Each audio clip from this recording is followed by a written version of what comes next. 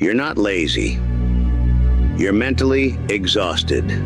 Most people think they're lazy. They look at their to-do list and see it untouched. They look at their goals and see no progress.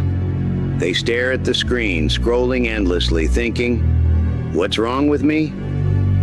But what if I told you, you're not lazy, you're mentally exhausted? There's a big difference. Because laziness is a choice. Exhaustion is a state. And in today's world, most of us are running on fumes. Let's start here. The modern world is not designed for your mind. Every single day you are bombarded. Your attention is pulled, your energy drained, your spirit poked and prodded by the noise of the world. You wake up and the war begins. Before you even brush your teeth. Notifications, messages, deadlines, drama. Your nervous system doesn't stand a chance. By the time you've started your day, your brain is already tired. And it's not just tired from the noise. It's tired from what you're carrying. The guilt, the pressure, the expectation to be on 24/7. And then when you can't focus, you call yourself lazy. But here's the truth. You're not lazy. You're in survival mode. You're fighting an invisible war in your head. This is the exhaustion Kyojutsu warns us about. Kyojutsu in Japanese philosophy is the contrast between truth and falsehood, between what is real and what is illusion. The illusion is this, that you're lazy, that you're not trying hard enough, that everyone else has it figured out and you're just broken. But the truth? You are not lazy. You are burned out. You're trying to operate at 100% on a battery that hasn't been charged in weeks. You're attempting to run a complex operating system with corrupted files. Every ping, every alert, every headline, they're all malware inserting themselves into your mental code. Each morning you boot up into a world that demands more bandwidth than you have available. The digital age promised connection, but delivered fragmentation. It promised efficiency, but created endless loops of distraction. Your ancestors evolved for focus. Deep, sustained attention on what matters. They weren't designed for this constant switching, this perpetual partial attention. The dopamine hits, the cortisol spikes, the adrenaline surges. Your body is in a biochemical battle it never signed up for. And society tells you to hustle harder, to rise and grind, as if the solution to drowning is to swim faster. The modern economy profits from your exhaustion. It sells you solutions to problems it created in the first place. Energy drinks for the fatigue, meditation apps for the anxiety, productivity tools for the overwhelm. But these are band-aids on bullet wounds. Kyojutsu teaches us to see through these illusions, to recognize when we're being sold a false narrative about our worth, about our capacity, about what it means to be human in a machine-driven world.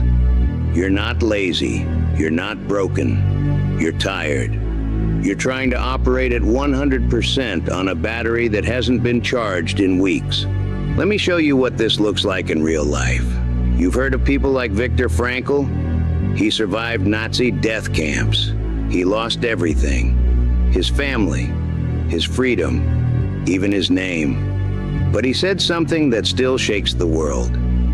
When we are no longer able to change a situation, we are challenged to change ourselves. He didn't say, work harder. He said, go inward. Because the power isn't in pretending you're not tired. It's in understanding why you are and what to do about it. He understood what most people never realize, that resilience is not pushing harder without rest. It's building yourself from within. Consider how radical this idea truly is in today's world. We live in a culture that celebrates the grind above all else, that praises those who burn the midnight oil, that romanticizes exhaustion as a badge of honor. But Frankl, who endured suffering beyond imagination, knew better. He discovered that true strength comes not from endless exertion, but from finding meaning in your circumstances, from creating space between stimulus and response, from reclaiming your power to choose. This is the wisdom the ancients understood, that the Stoics practiced, that indigenous cultures preserved. The understanding that rest is not weakness, it's wisdom. That stillness is not laziness, it's strategy. That turning inward is not escape, it's engagement at the deepest level. When you're trapped in a system designed to drain you, the most revolutionary act is to protect your energy, to set boundaries around your attention, to recognize that your worth is not measured by your output. Frankl didn't survive by pushing harder. He survived by going deeper, by connecting to something beyond his circumstances. Because the power isn't in pretending you're not tired. It's in understanding why you are and what to do about it. He understood what most people never realize, that resilience is not pushing harder without rest. It's building yourself from within. Most people believe discipline means grind until you collapse. They think pushing through exhaustion is heroic. But discipline is not about self-destruction. Discipline is wisdom. True discipline is knowing when to rest so you can fight stronger tomorrow. If you treat exhaustion like laziness, you destroy your future. Because your mind, your greatest weapon, burns out in silence. You cannot fix exhaustion with more pressure. You fix it with intentional healing. Then step 1, find silence. 10 minutes, no screens, no tasks, no pretending, just you, sitting, breathing. Feel the chaos inside you. Don't run, don't judge, just be with it. Because awareness is the first form of respect you owe yourself.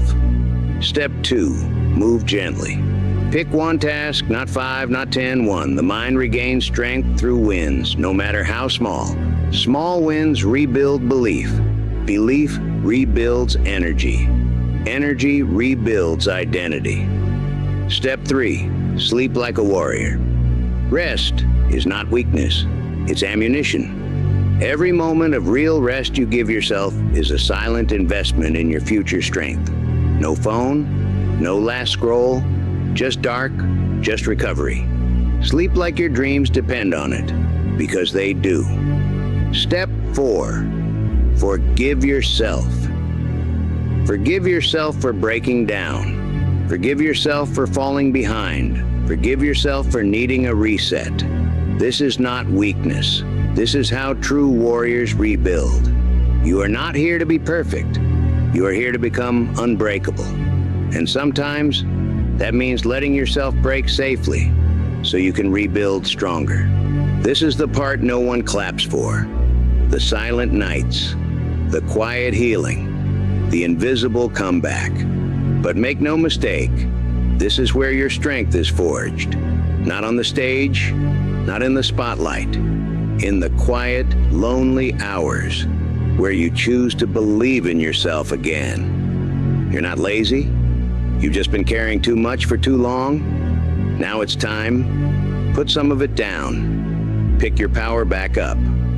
One deep breath. One small step. One act of courage at a time. Your mind is not broken. It's tired. Give it what it needs. And watch what you become. This is the sacred work that happens in the shadows. The recalibration no one witnesses. The reconstruction that occurs when the world isn't watching. Society celebrates the achievement, the milestone, the finish line, but rarely acknowledges the 1,000 private moments that made it possible. The mornings you chose to start again. The days you fought back against the voices of doubt. The evenings you surrendered to rest instead of pushing beyond your limits. These are the moments that determine who you become. Not the grand gestures or public declarations. but the quiet commitments you make to yourself when no one is looking. The gentle patience you show to your wounded parts. The fierce protection you provide to your recovering spirit. This is true strength, not the ability to carry everything forever, but the wisdom to know what to set down and the courage to actually do it. Your exhaustion is not failure, it's feedback, your body and mind communicating what they need. The world may demand constant productivity, but your humanity requires cycles of effort and renewal. You're not lazy. You've just been carrying too much for too long. Now it's time. Put some of it down. Pick your power back up. One deep breath, one small step, one act of courage at a time. Your mind is not broken. It's tired. Give it what it needs and watch what you become.